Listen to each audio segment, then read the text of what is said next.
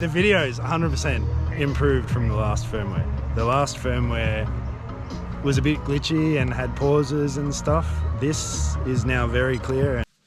Hi guys, today we quickly going through the process of the upgrading firmware on the Walksnail goggles and on the VTX, which is installed currently on my Nazgul5.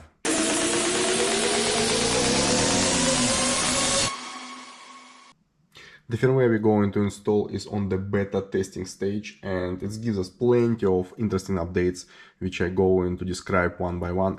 After upgrade we go into the park and test this drone on the different modes, 720p, 1080p, 50 megabits and so on, and I will give you opinion what's the difference between current installed firmware I have and the new one.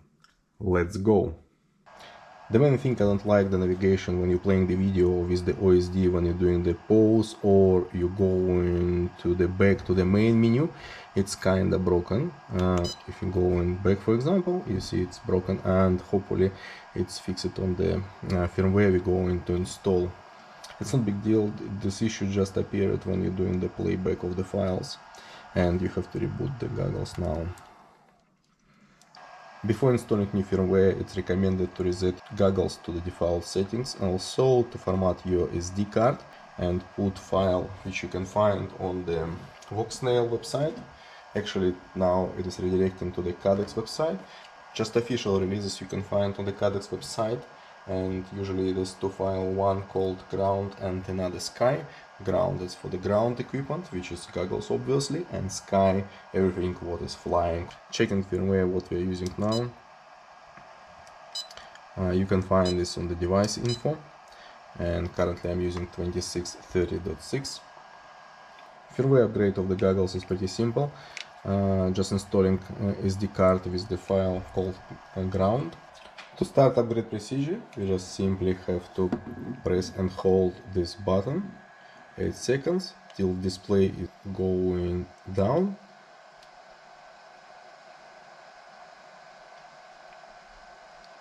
Once it's going down, goggles will be rebooted, and after reboot of the goggles we're hearing the sound which is expected. It takes several minutes. Just leave the goggles.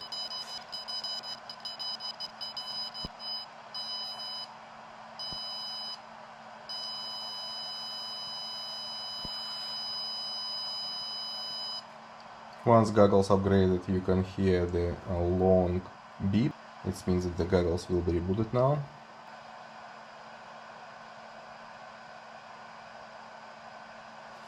Let's check if playback function now fixed. Nice improvement here that we can see total pages of the file. This is first of 9 pages. Previously it wasn't there. Oh, as you see, we have a big improvement now. Name of the file and progress bar.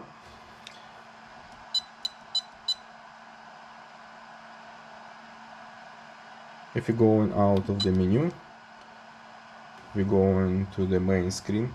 The playback was fixed, which is really nice. To upgrade firmware on the VTX, we need simply connect VTX to the computer over the USB port, copy the file, and after that start upgrade procedure. Once file uploaded, just press and hold the button on the VTX more than 8 seconds and upgrade will start. Now VTX LED going red. Once upgrade finish, the LED will be green again. Upgrade of the VTX pretty quick. It takes 10-15 seconds. Let's connect goggles and validate that firmware upgraded. Let's quickly talk about the firmware upgraded on the Walksnail goggles and on the Nazgul. On the Nazgul, as you know, I'm using 1S VTX, which is limited to 350 milliwatts. Upgrading goggles and VTX was so smooth. And after that I jumped straight away for testing of the firmware 2832.9. I was a bit disappointed because I had intermittent blackouts with the video on the VTX 1S. Checking on the internet, I didn't find any resolution, and I contacted Walksnail support. Walksnail support surprisingly was so quick to respond. They straight away jumped on my issue and trying to help me.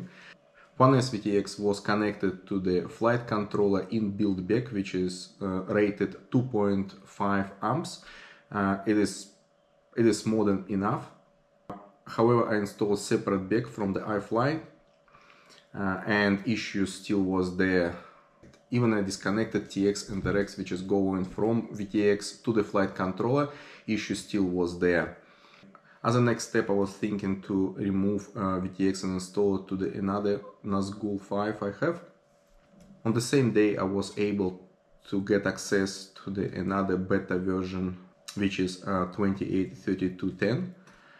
Installed that version on the goggles and on the VTX and start testing.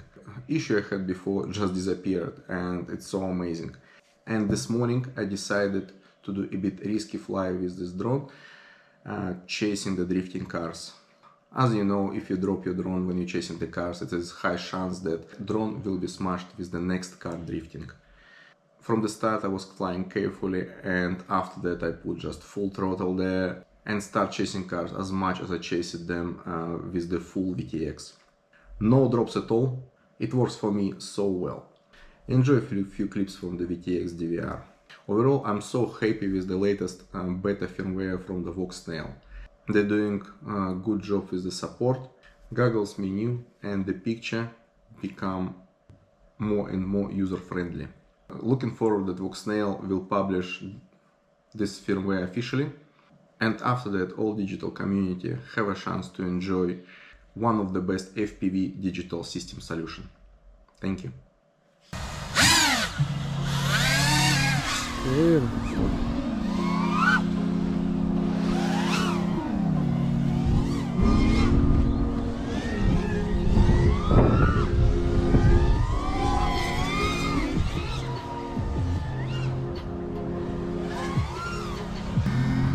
This is a CASA approved flying tactics by Dimitri, showing you how it's done.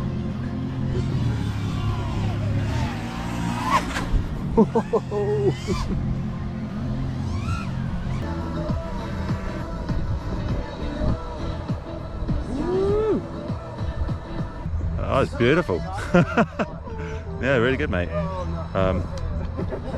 Yeah, there's no blockiness at all at the moment. So clear behind the trees, isn't it?